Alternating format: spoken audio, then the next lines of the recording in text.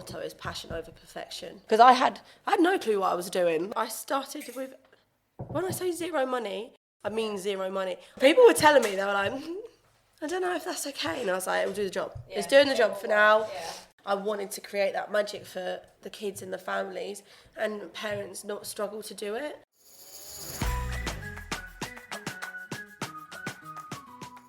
Hi and welcome to Business Rainbows and Unicorns, where there's no such thing as failure if you don't try. This podcast is specifically for business owners or wannabe business owners. Say you've got a side hustle or you've got a passion for something and you think it'd be absolutely amazing, or you see people that do amazing things with their passions and what they enjoy doing. Well, you can do that. So please subscribe and we hope you enjoy listening to this episode.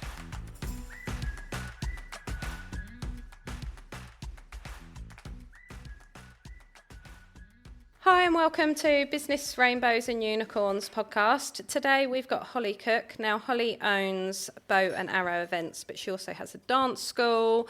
She's just opened her own boutique, all while juggling being pregnant and having her child at the same time. So welcome Holly, thanks for coming on today. And also Toby is here as well. Fast asleep, so we might get some sounds from him. So tell us about your business. Talk about Beau and Arrow, because I think everyone loves Beau and Arrow. I hope so. I need to apologise for my voice first as well, because it's not really there. But so Beau and Arrow is an events entertainment business. We focus mainly on children's parties, so all the characters, princesses, superheroes, anything that they request nowadays, because there's a lot more than that. We provide all of that for kids' birthday parties. We also have the dance school, which is Beau Dance and Performing Arts. So it's more actually a performing arts school now, not just dance.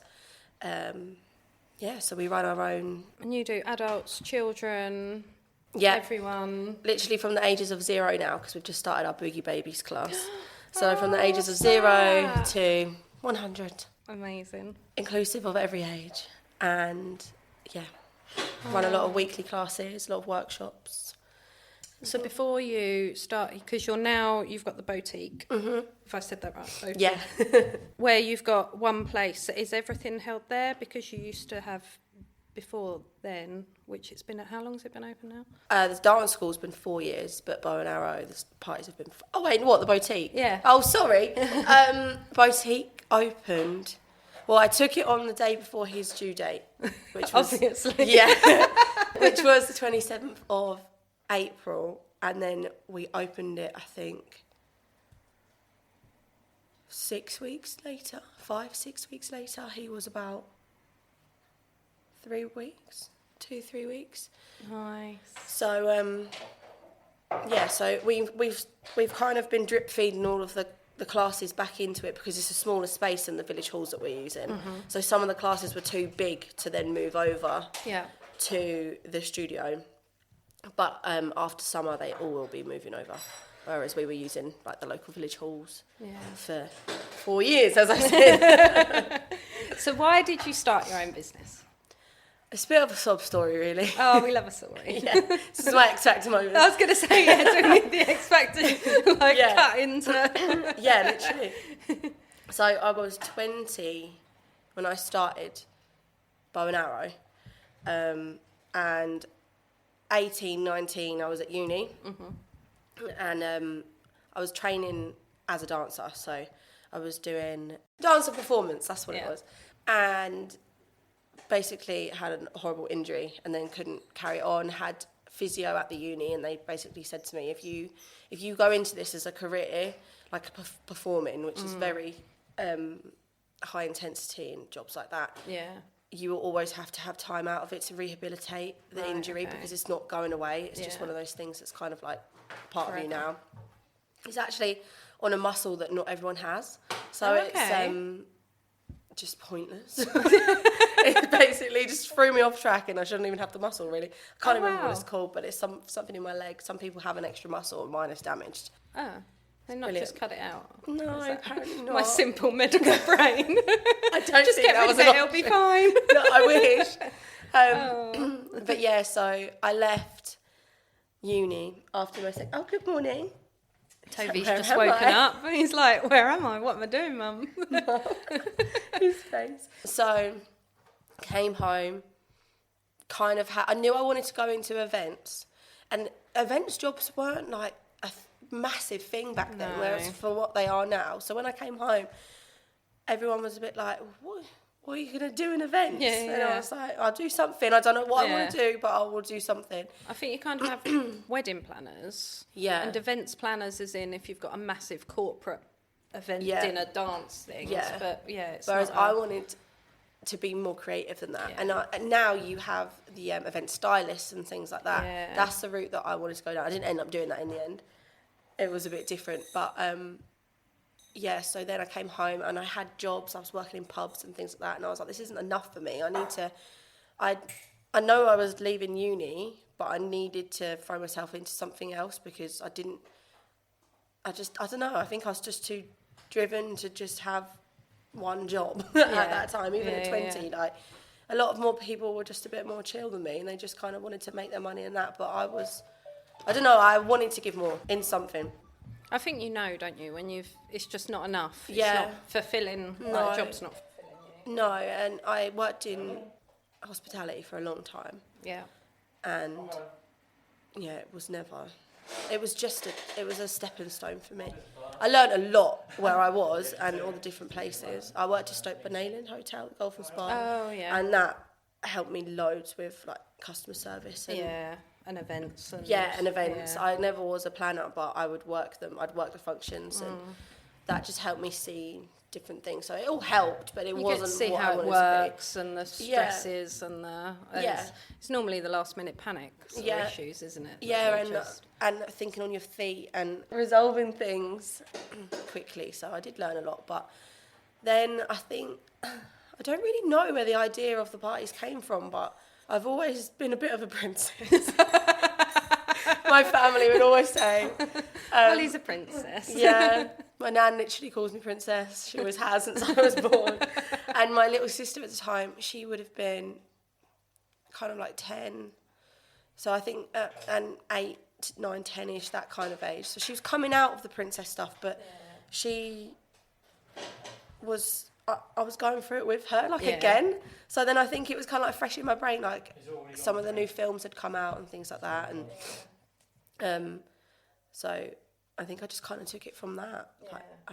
And then Beau and Arrow came about with some really terrible costumes and wigs from eBay.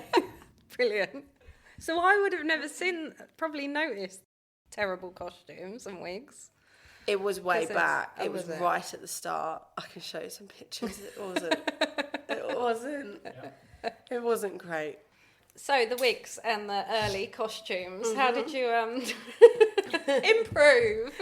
I think one thing being, obviously I started this from scratch.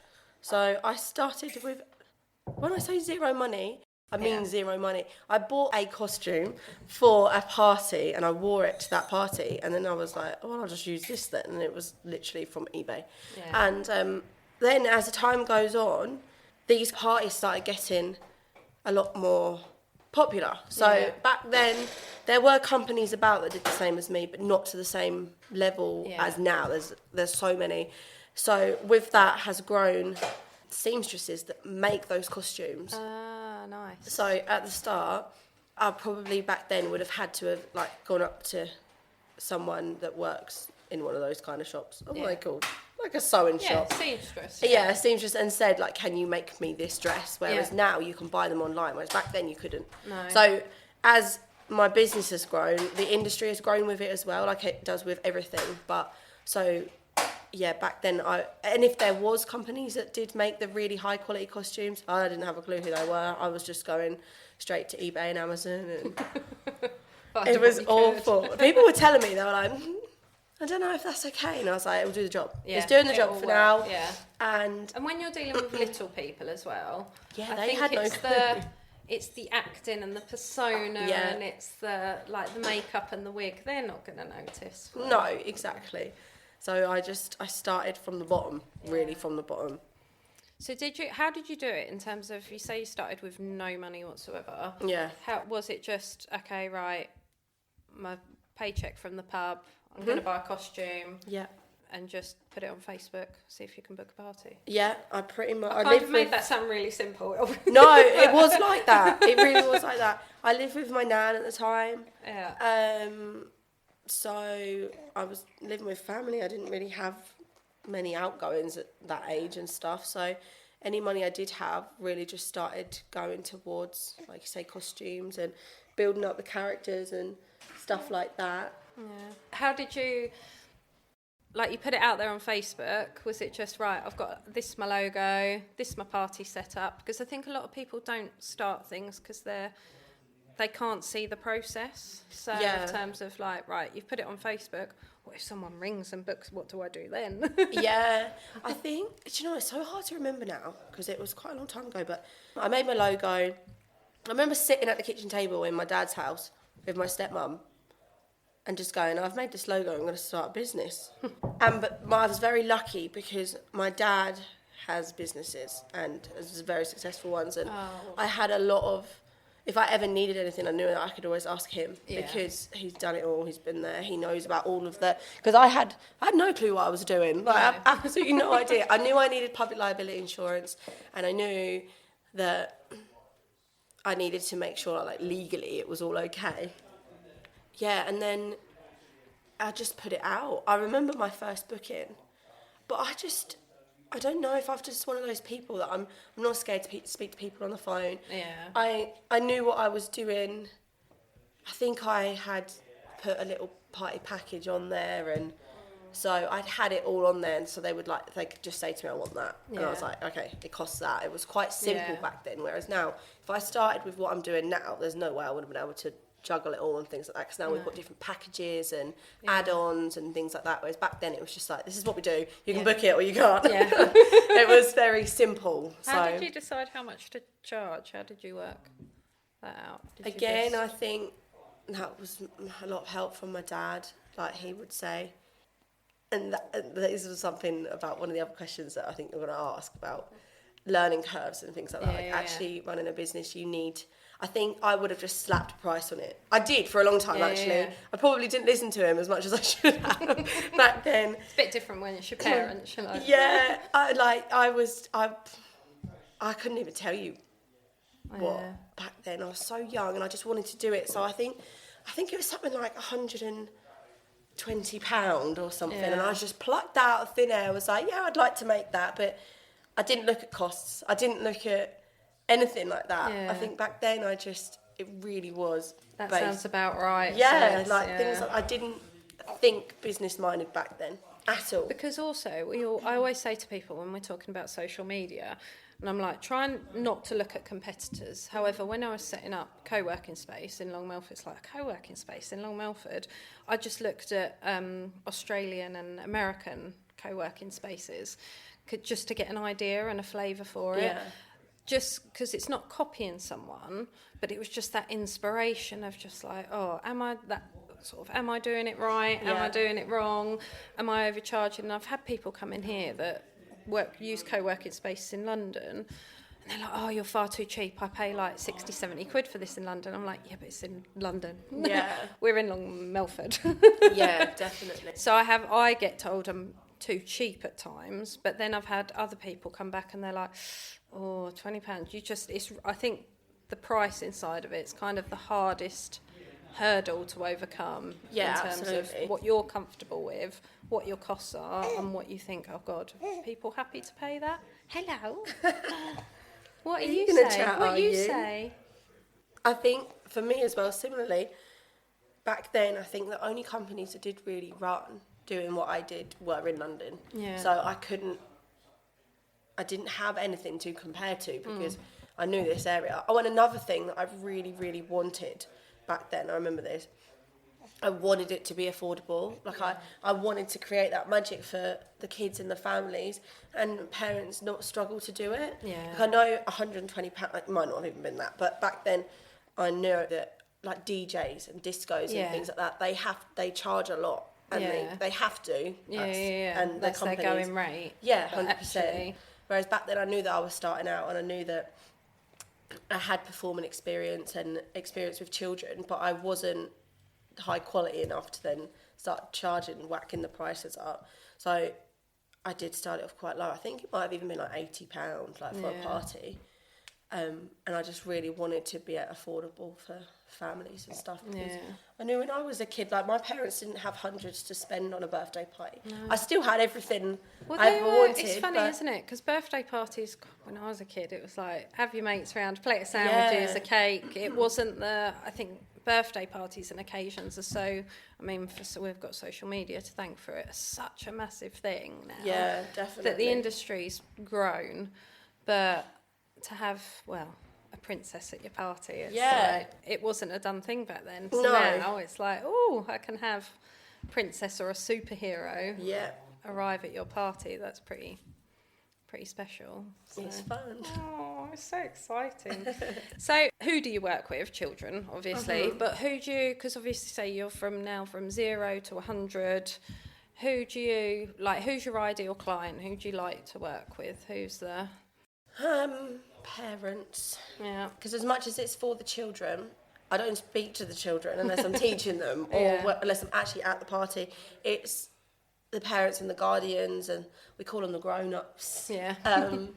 That are my main point of contact, obviously. Yeah. And the people that I'm advertising to. Like, you can sell a princess to a child easily, no matter what they look like. AKA with my eBay costumes. Yeah. So back then... Yeah, because it's the magic and the excitement, exactly. Isn't it? Whereas with the parents, they're the ones you have to impress. It's not the children, because the parents are the ones that are paying for it. Yeah. The parents are the ones that you've sold it to. So you've got to match their expectations with both sides of the business, with the kids' parties and with the dance school. Yeah.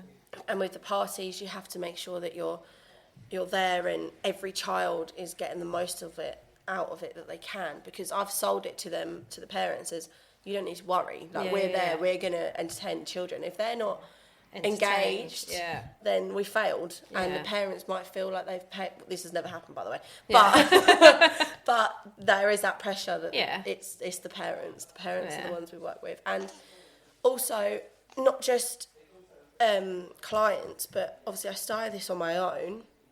So I was a one-woman band doing all of the acting. Well, I say that. I had friends who did help me out and stuff. But now I have subcontracted professional performers that come and they work under me, and they are amazing. I wouldn't be able to do it without them now, because... Got a team now. Yes, we've built it up from just me and, one of my friends from school, Chloe, she helped me out a lot at the beginning. Yeah.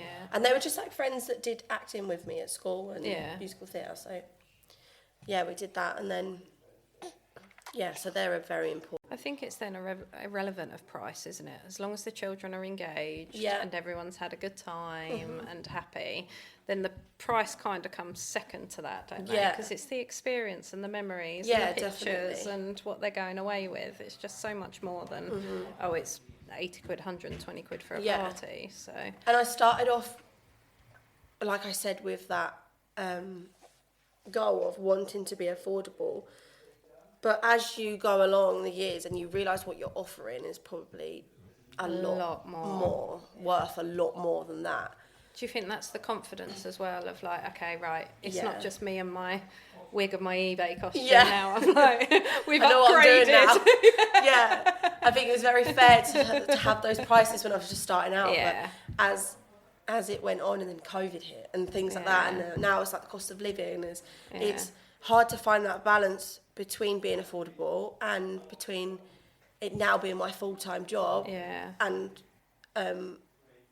getting to the point now. Obviously at the minute I'm not working as much because we've got the baby, but it will be provided for my family, like once we get going again and I'm not on maternity so much anymore. Well, I was going to say... That's a loose word. Right. We opened boutique.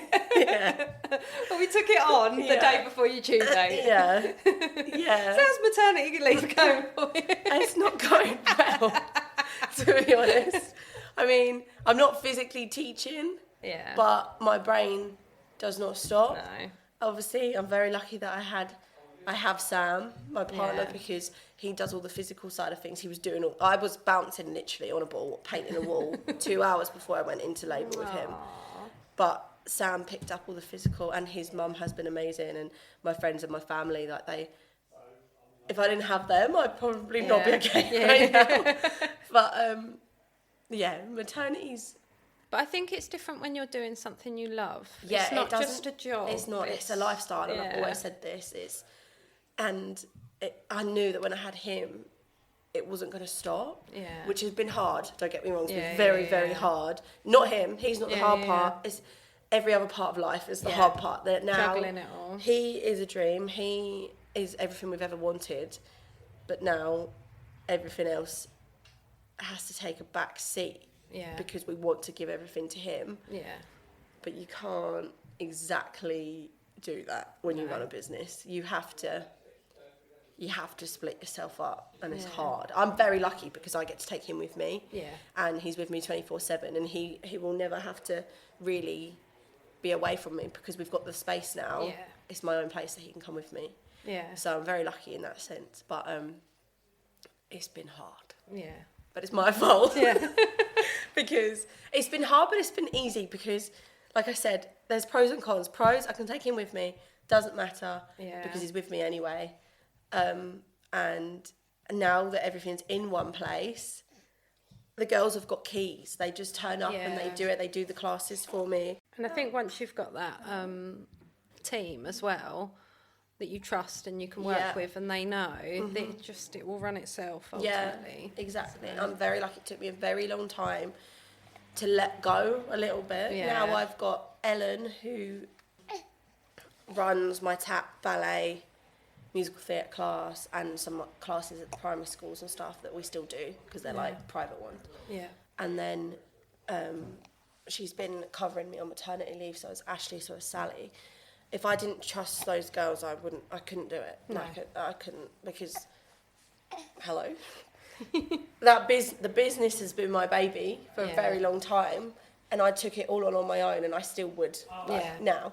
And then you have a real baby, and your priorities completely shift, and you kind of let go of that almost obsession that you have with pushing a business. Yeah. So it's still a massive part of our lives. And it will be forever. It's not. But I'm at a point now where I'm actually I will pass that over to Ellen, or I will pass that over to one of the other girls that does princess work for me and stuff, because I trust them. I've built this up. I knew that when I got pregnant, I was like, right, that's it. I've now got to take the girls through enough training as if they're running it as me, because I can't be there.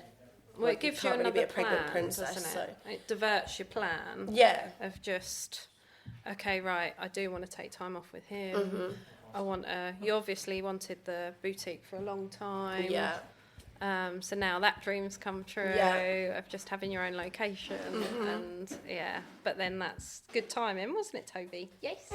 Yeah. Good timing. Well done. Yeah. Yeah, it was. Yeah. It all works out. And how's obviously, so then all of your dance classes have moved to the boutique? Yeah. And how do they work? Is it so as a mum of an 8-year-old, just explain how, like, can anyone go to any class? Is it just, because we've had some, my daughter's not a gymnast, so we tried gymnastics. Gymnastics didn't work. And while she was very welcome at the class, and she loved it, she obviously wasn't going to go any further, so was kind of left to the side, sort of thing. Which, me being a mum, was like, just give her a certificate, just give her a bit of paper if she's happy, if you're happy to have her. But anyway, so but how does it work? Is everyone welcome? Can people improve? Can they go on? Is it like a proper school, or how does it?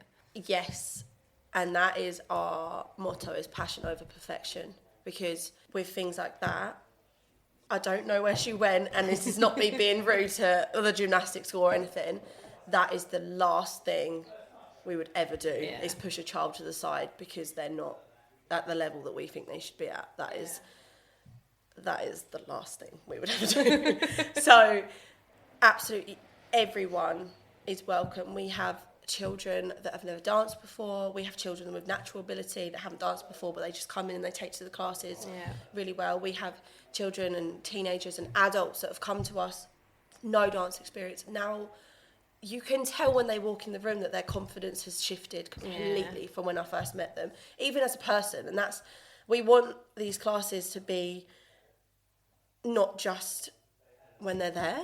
Like, we want them to take what they learn home and have it within themselves. I think if I probably didn't perform when I was younger, I don't think I'd be as much as a confident person as I am now. And I think Ellen, my other main teacher, would agree that having that part of our life helps in other aspects of our lives as well. Oh, definitely. We have children with autism, we have children with ADHD.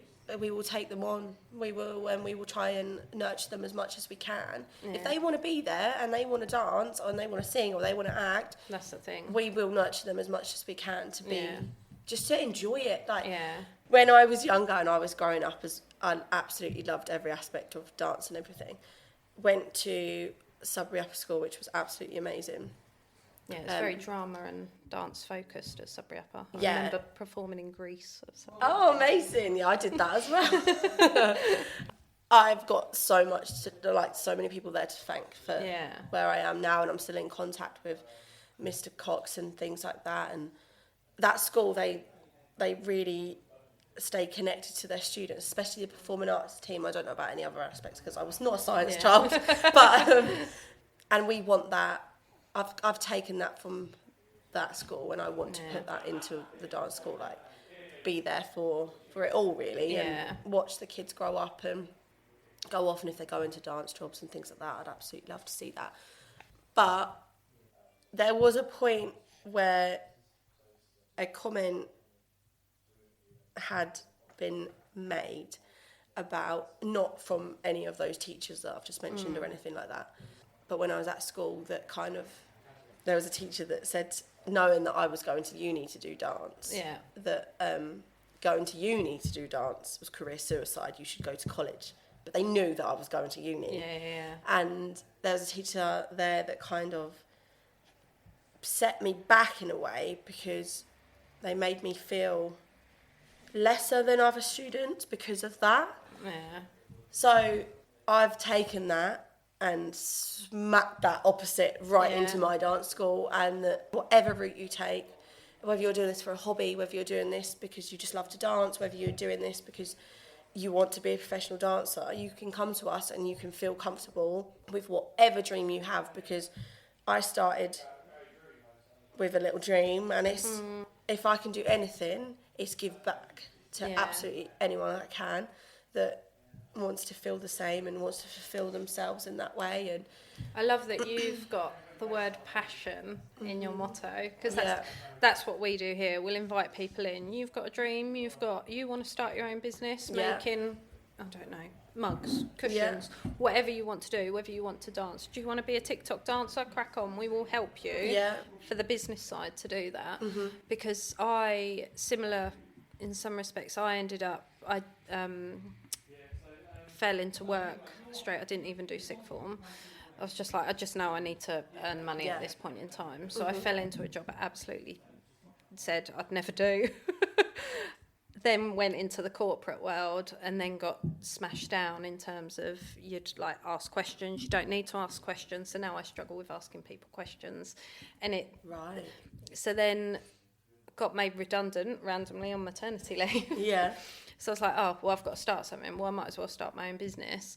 Since then, because I've got the passion, the drive, and I want to do it, it's been a success. And yes, I'm obviously a natural risk taker, but I genuinely believe if you've got that much passion about something, you can make money out of it, no matter 100%. What it is. So, 100%. And I would struggle similar. And I always think you have, whether it's a teacher, a family member, it could be anyone. It almost doesn't take much to make one comment for you to doubt yourself.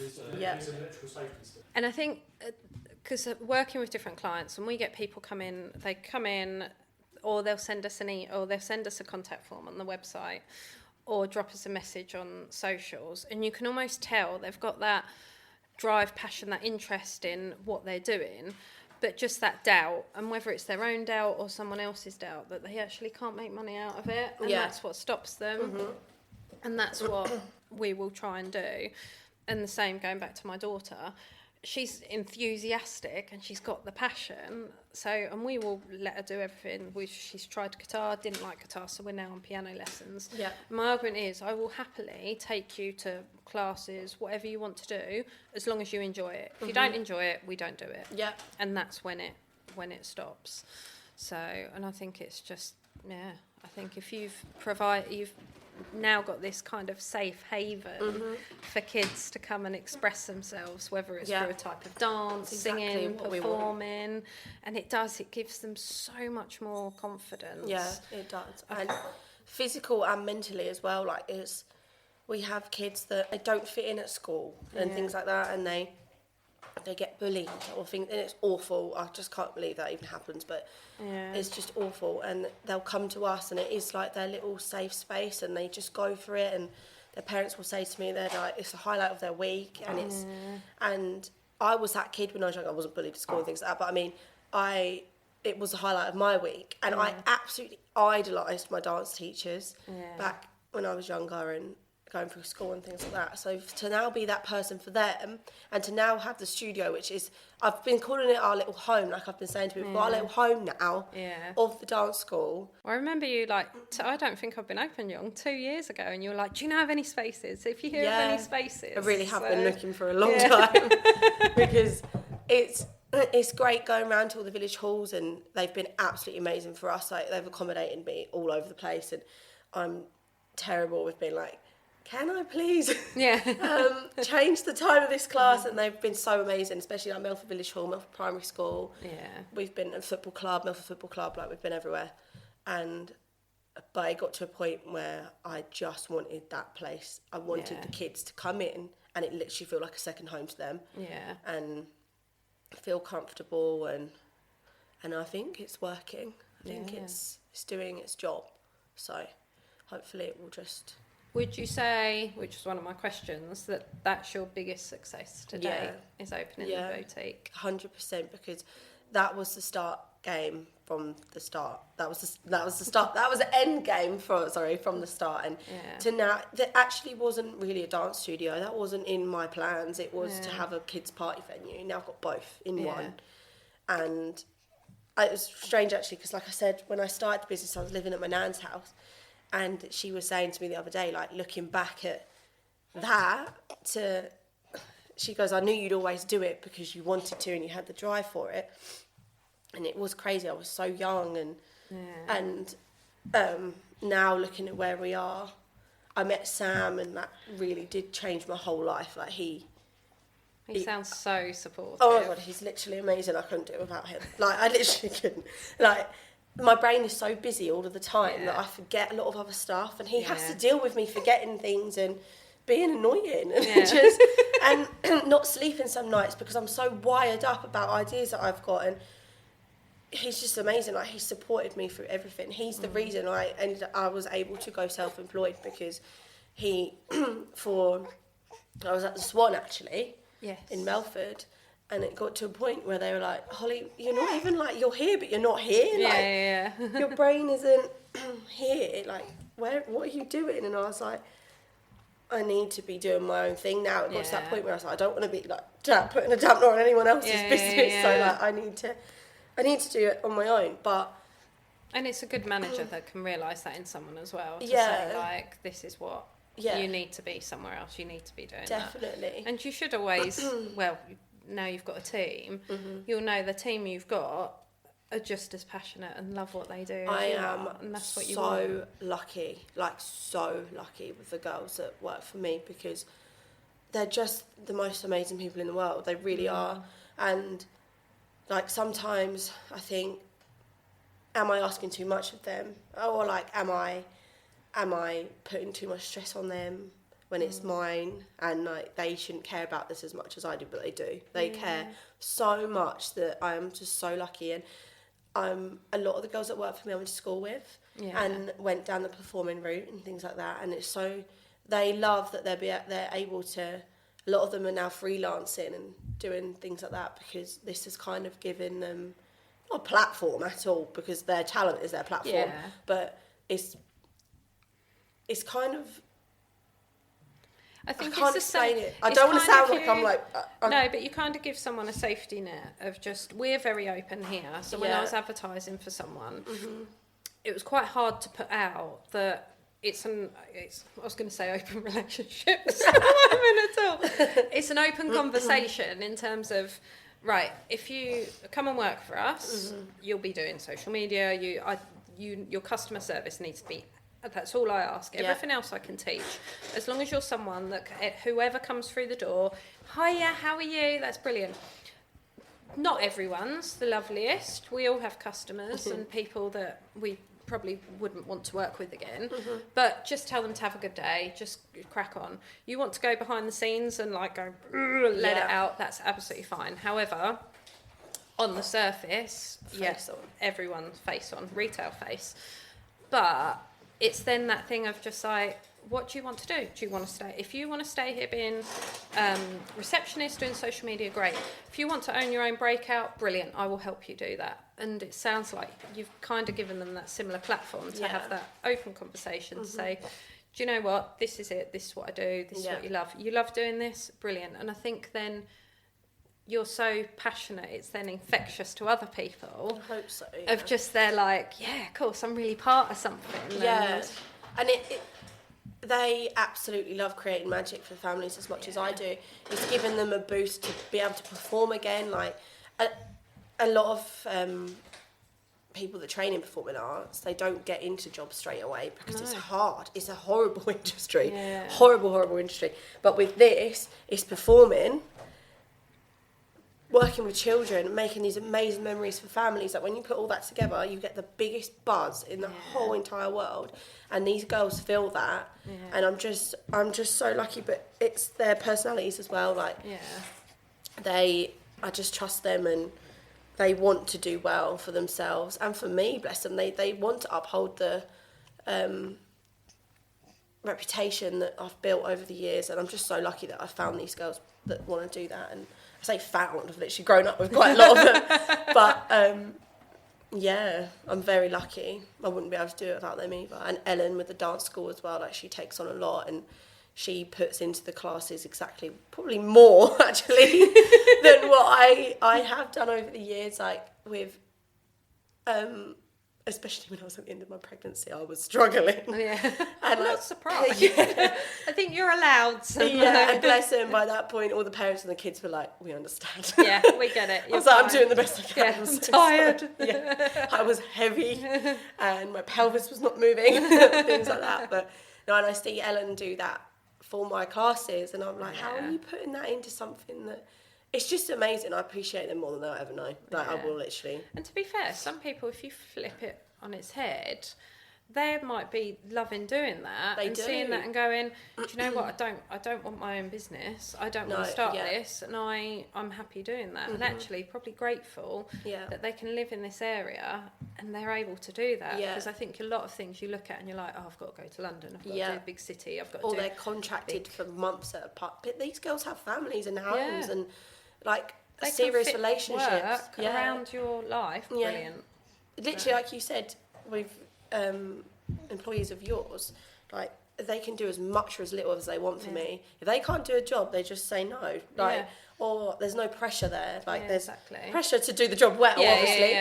But there's no pressure to be at my every beck and call. It's to fit it around you. And I understand it a lot more now as well. Now that I have him. Yeah. That even if a day where you've taken, if say the girls are taking on a job at the weekend, but the Monday of that week they were like, oh, do you know what? I think that's going to be too much for me this weekend.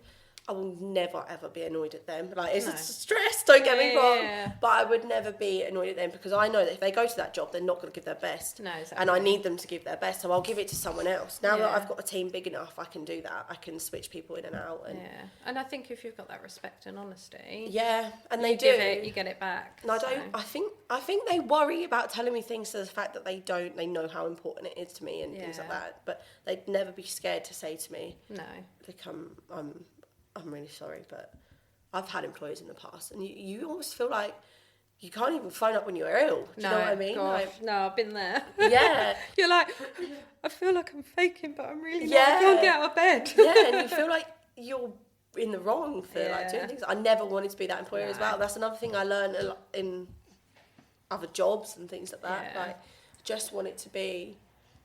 It's not all magic and rainbows, like we said, but I never want them to feel like it's a burden, like working for me, because they're all subcontracted. They could leave me at any point. Yeah, exactly. I need them. I really need them. So you have to be that person that. Yeah, and you do there is the harder side of it, the more difficult side, demanding customers and clients. Yeah. And, as I said before, people you probably wouldn't, you might avoid booking again, but it's. At the end of the day, as long as the rewards are higher than the pros are higher than the cons, then you're going to stay in another one. You stay in it for longer. Yeah, so, definitely. Yeah. So what would you say your biggest challenge or learning's been in all of this? I'm guessing there's been a few, but... yeah. From the eBay question. Yeah. Like, definitely one, learning, like, quality is so much better, like, so much more important than quantity. Like, we could have... I think we've got about 20 characters now or whatever, but at the start I was like, right, well, I'll get all of them. Yeah. They'll be rubbish. I didn't think they were rubbish at the time, but they were. I'll get all of them for cheap, and then I'll just do it all. Whereas now I'd much rather have 3 really high quality costumes and wigs that will sell more anyway. Yeah. And then be really high quality, because we have a lot of more competitors now. And I think learning wise for me, like I said, I started this from scratch with absolutely no idea what I was doing. No idea. I just had a passion and the drive that I wanted it to be something. I didn't know what I wanted it to be, but I just went for it.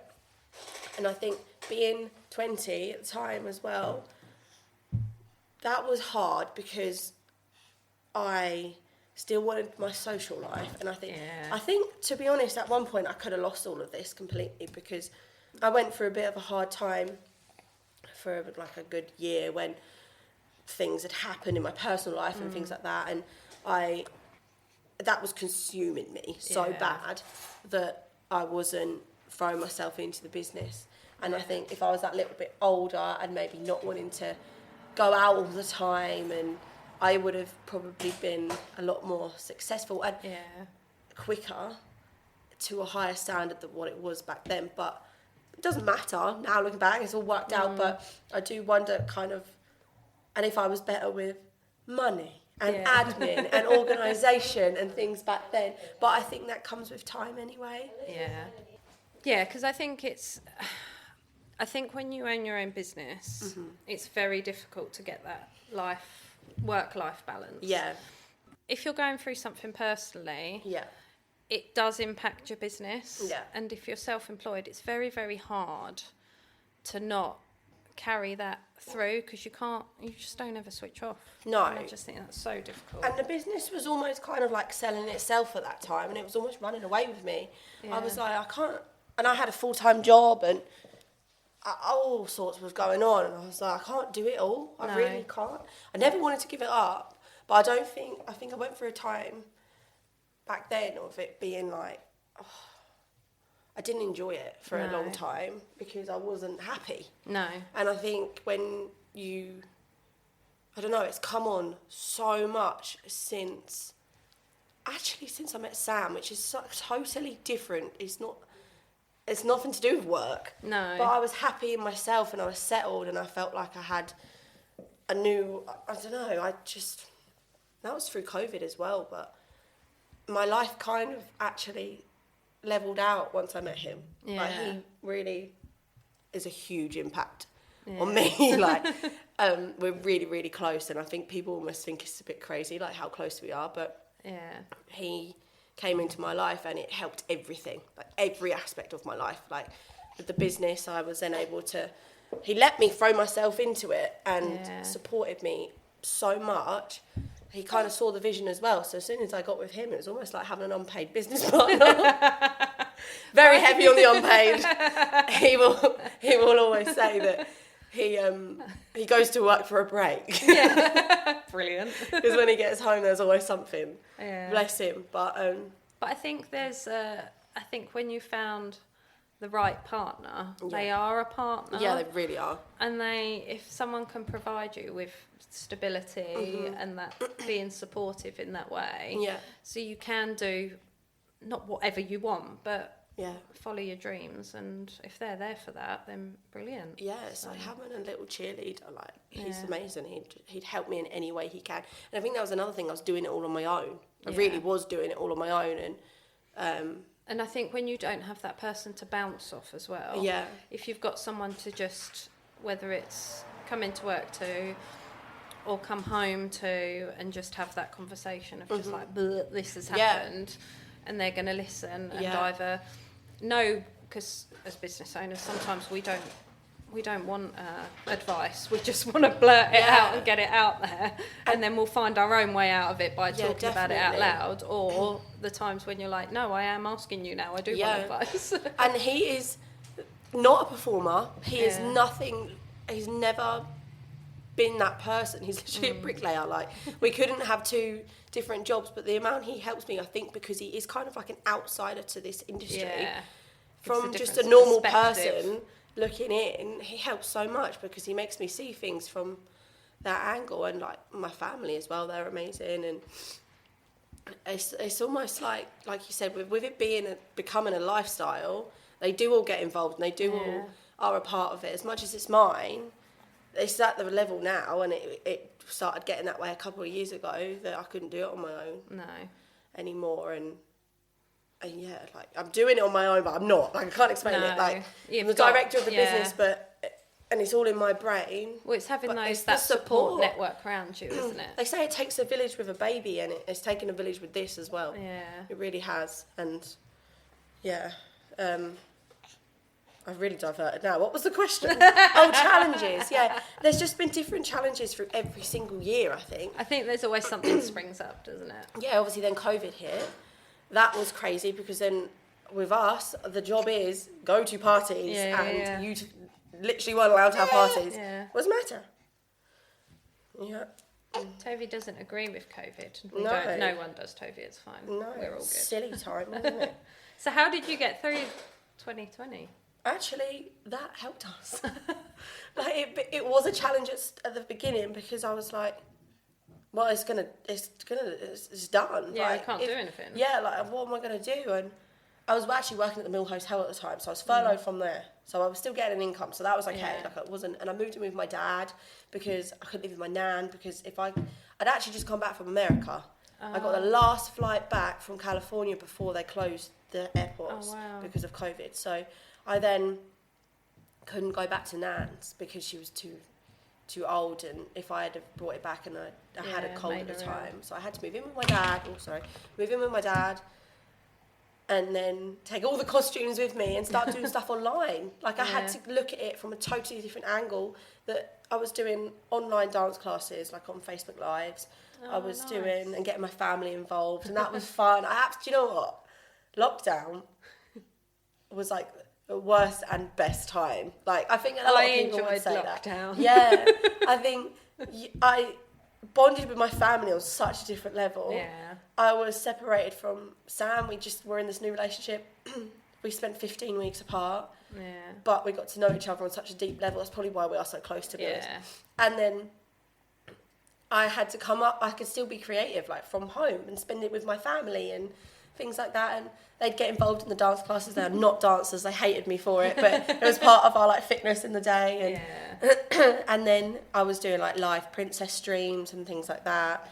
So I was still connecting with families, and I think because people had nowhere to go, they were on Facebook all the time, and they were, people were doing all sorts of stuff, weren't they, with TikToks, and so I was able to kind of literally shove the business in people's faces, not physically, but online. Yeah, no, I really enjoyed COVID and lockdown. Yeah. It's almost, you feel ashamed to say it, because obviously there was so much. There were pros, and there were, that's the third dummy that's now gone on the floor. Toby. Are we not giving you enough attention? There were pros and you don't even know about it, you weren't there. There were pros and cons, and I think there were some days very conny. Yeah. Other days I was like, wow. And because I was like plastering it all over social media, and that's what people were doing. Yeah. After that, we were so busy because all people wanted to do after that horrendous year was celebrate and have parties, and like I think it made people look at life differently, and it did 100%. And you want to like make the most out of these celebrations and spend more time together and get together a bit more. Yeah, definitely. And with that comes entertainment. So we were well in. People wanted to join classes, like dance classes. At that point, I was only running one adult one. And then, because I was running like kids live Facebook streams, people were like, why aren't you doing classes for kids? So then the dance business grew out of that as well, because I then opened up all of the dance classes for ages 3 to 5, 6 to 10. And then from there, it's just absolutely flown. That's amazing. And weirdly enough, like I just said when we were having a bit of a break, came up on my Facebook memories today that 2 years to the day I went self-employed. And from there, since then, life has just been crazy. It's taken off. Yeah, like we've now got the unit, we've got baby, we've got our first children's festival, and that was another big dream of mine as well. And that looks amazing. I'm so excited, so stressed, but so excited. So that's Beau Fest. That is Beau Fest. And you're having lots of different crafts and performers and dance, so it's basically a children's festival. It's a children's festival, but so main arena type thing will be full of performances. We've got a magic show, we've got all of our princesses performing around the actual area where we're doing it. There's an independent stall, so I've got people that do stuff for children coming in. Nice. And they're kind of like hiring a pitch type thing. Face painting, pamper tent, so kids can go in and come out feeling like a princess. We're going to have selfie areas. We've got walkabout stilts, performers, just every part of the business that I'll open dance classes, every part of the business that I could get in, we've just shoved into this event. And there's loads of local independent people for children coming in this year as well. Yeah, and a couple of new businesses, like newer businesses and stuff. And I wanted it to be quite niche. We were very limited on pitch space. So the people that I've got, I know people will even know and go to. Yeah. We've got one of each thing, so it's not like I've doubled up on things. And some stall holders won't make as much because they're sharing the thing they do with another company and things like that. So I tried to keep it very niche, a bit boutique-y like us, and gone for companies that I know well.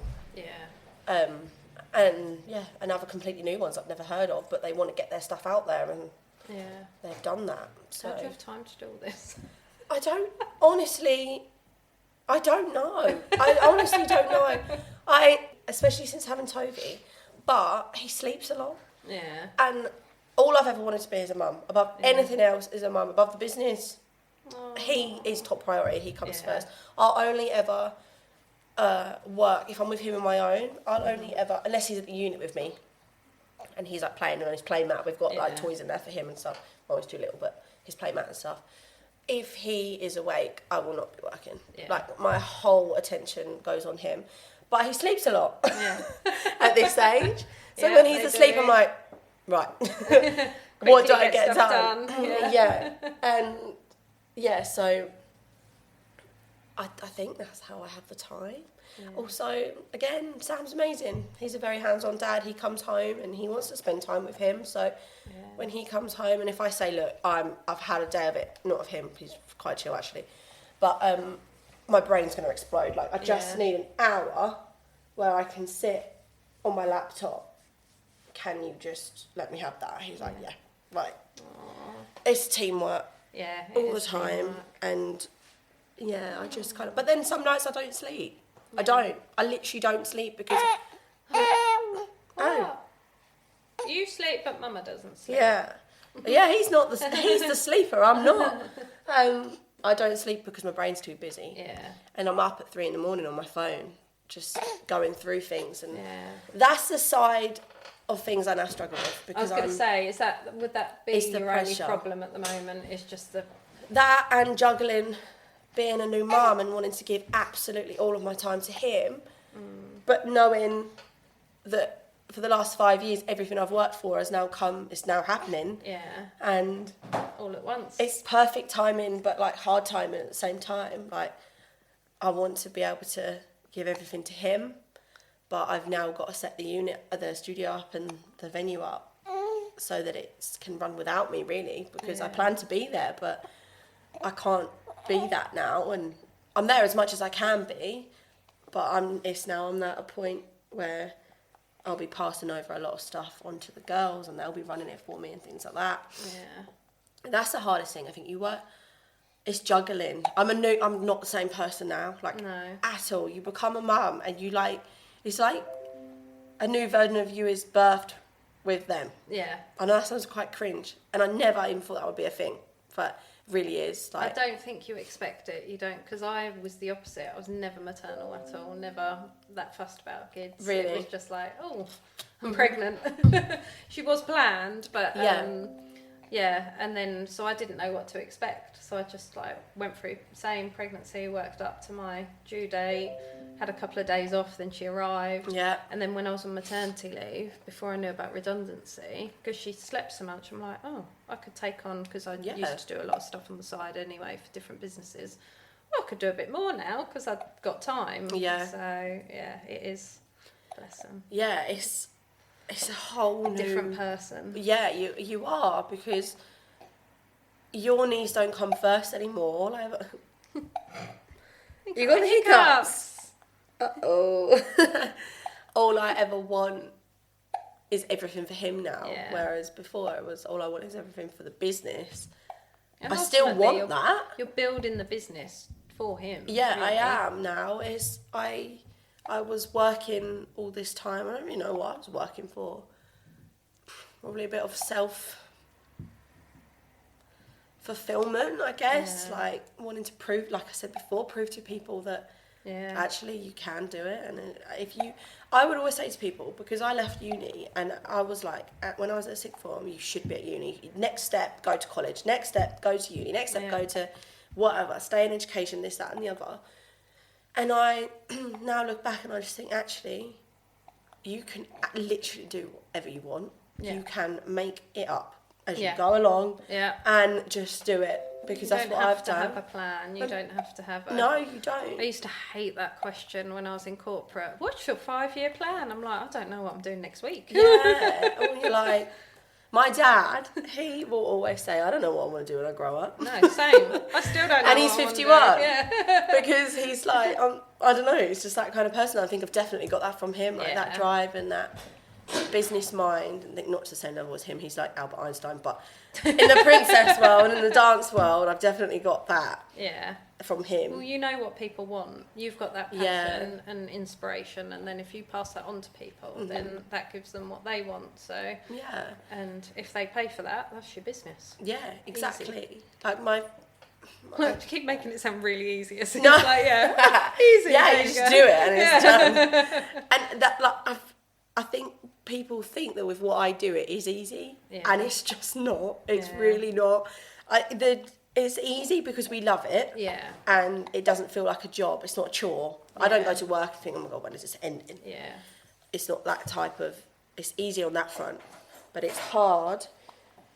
Owning any business is hard. It's the pressure, it's the organisation, it's the keeping up to people's expectations and upkeep of things like, for me, upkeep of costumes and wigs and things like that. And now keeping the studio clean, making sure that the mirrors are clean and it's the physical things and the mental things, and you don't switch off.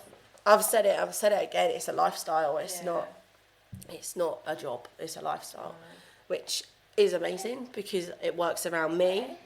And now we've got Tovi, I'm so lucky. It can be so flexible.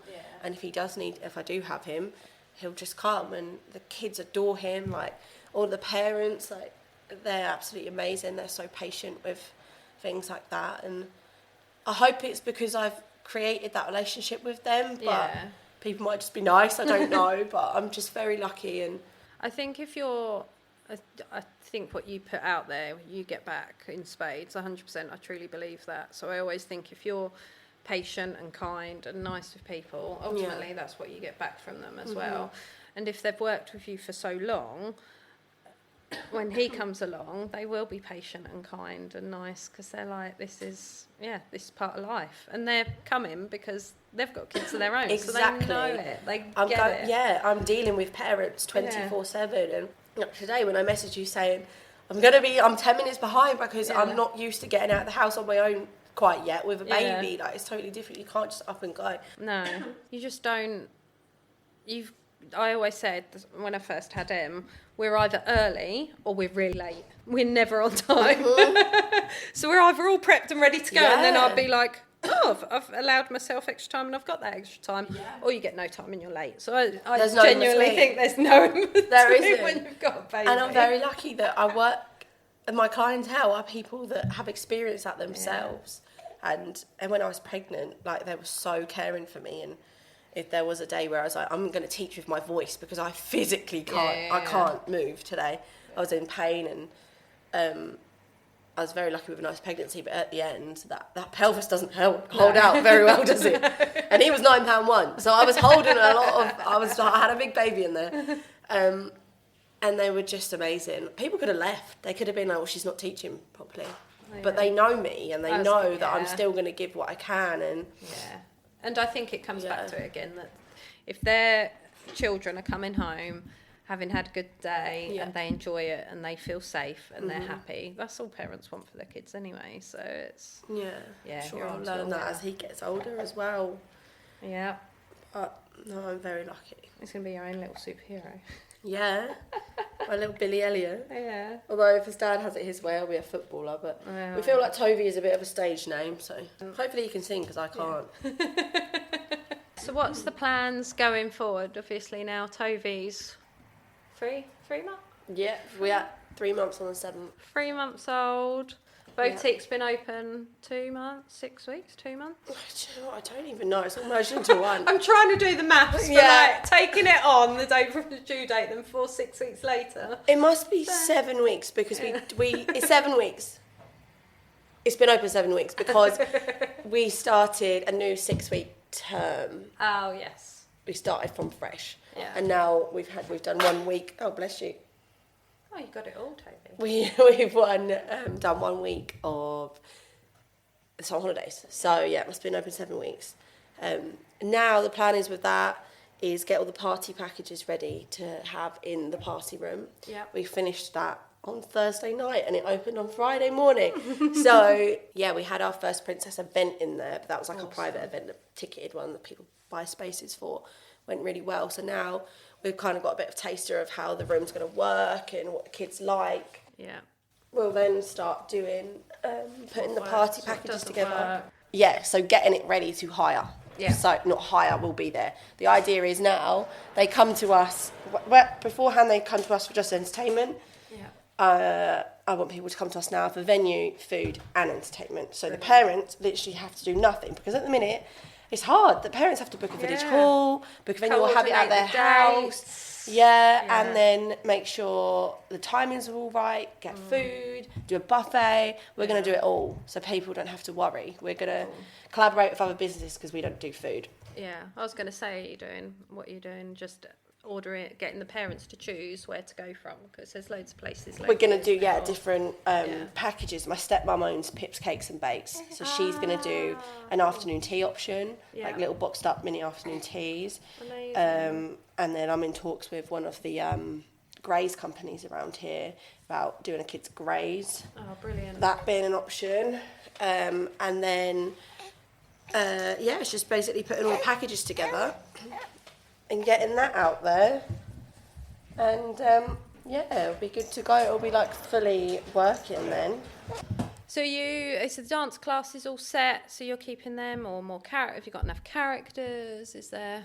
We're always looking for performers. Are you? Really looking for performers of colour now. Okay. Because... Yeah. Yeah, we are, aren't we? And male performers. We always need male performers. Okay. I need men. Okay. We need... I do. Boutique needs men. We do. We really do. That is... out of our capabilities. Yeah. So Yeah, we can't need just magic that out. we need male performers, and we need more boys at the dance school as well. You know, we have 2 in the whole entire dance school. We've got over 100 students. We've got 2 boys.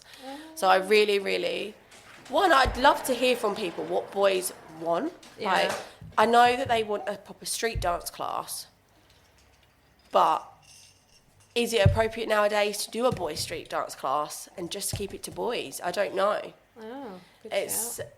That's an idea I've had, but then So I'm guessing you don't have any girls only classes. No, everyone's open all to mixed everything. Classes, yeah.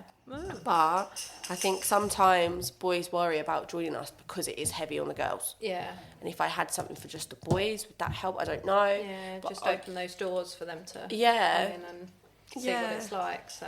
And okay. But yeah, we're just building a timetable up. We've got yoga now. Nice. I'm looking for a Pilates teacher. Nice. What else are we doing? Obviously, we've got the baby class, that baby. No one does that around here. I actually saw it. Someone did it in America where we strap the babies to us. So like Toby's age, okay.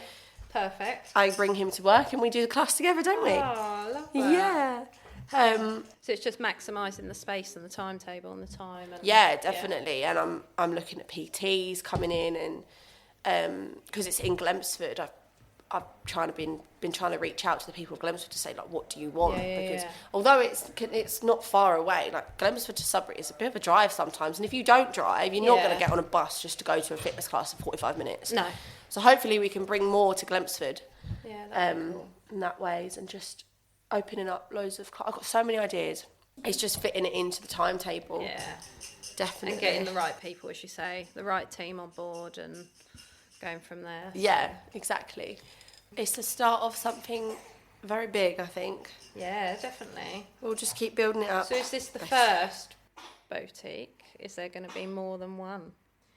I mean, I feel I can ask you that because you've already said so many times your head's buzzing with ideas. Yeah. And I'd never thought of more than one of here, and someone said, oh, have you thought about opening Sudbury? I'm like, okay. Yeah. No, do you know what? The space that we've got now isn't massive. Yeah. Like, it's big enough, but dance studio wise, one day, it's more of like a dance area at the minute. Whereas it would benefit us. We'd be able to have more people in if we had a bigger dance studio. Yeah. So one day the idea is have just a dance studio, and then probably have a venue. At the minute they're combined. We're very happy where we are. Well, we're literally round the corner. It's perfect for us. Yeah. Whilst he's little, it's literally perfect. Maybe when you're a bit older and I've got more, I guess, time once he's at school and stuff, maybe we could do that. All exciting stuff though. Yeah, so definitely. So many plans and yeah, next on the dance school thing is we want to do a show next year. So that's the next thing. They wanted to do it last year and I got pregnant and now they're like, can we do one? Yeah. I'm like, I'm really trying. Please, I'm trying. Bear with. Yeah. And just building up the event timetable. See, these Princess Friday things are going like wildfire. So that's good. That's it's really very good. So it's all going in the right direction. Amazing. All going in the right direction. Oh, well, thanks for coming in. Thanks for having me. Nice Say to thank meet you. I feel There's a like big smile. I'll need you on in probably not even a year, probably 6 months. To go, Yeah. right, Holly, what's next? Where Yeah, are you going? definitely. Because today I don't know what I'm doing apart from the festival, but give it until after the festival and there'll be something else. Yeah. Something ridiculous. Yeah, I like it. Are you excited? He's very excited about the festival. Yeah? Are you? Oh, well, I'm glad one of us is. I'm joking, I am. It's just a lot of pressure. Yeah, it's a lot of work, a lot of pressure, but you'll be fine. Yeah. Oh, well, thanks for coming on. And you if so you're much. listening, please, as Holly said, if you're local, please message her and let her know if there's ideas, things you request, or you're a performer. So from the bit she's spoken to you, I'm sure she's more than happy for you to get in touch. Absolutely. And speak to her about that. So thanks for listening. As always, please like and share, and please let us know what you thought. And there'll be plenty of information and links to Holly, Beau and Arrow Entertainment, Beau and Arrow Dance School, and the boutique. So you'll be able to find her and book a princess or superhero for yourself soon. Thank you. Oh, thank you so much. Thanks for listening to this episode. We really hope you've enjoyed it. If you have, please share with a friend who you think needs a bit of help with starting a business or even their small business, which they've already got going. Please like and subscribe to our podcast, which always helps a small business or small podcast like us. And check the show notes. We all have everything in there relating to the episode, which you might need, might want to read, and links to anyone we've interviewed and certain subjects we've spoken about. And thanks for listening.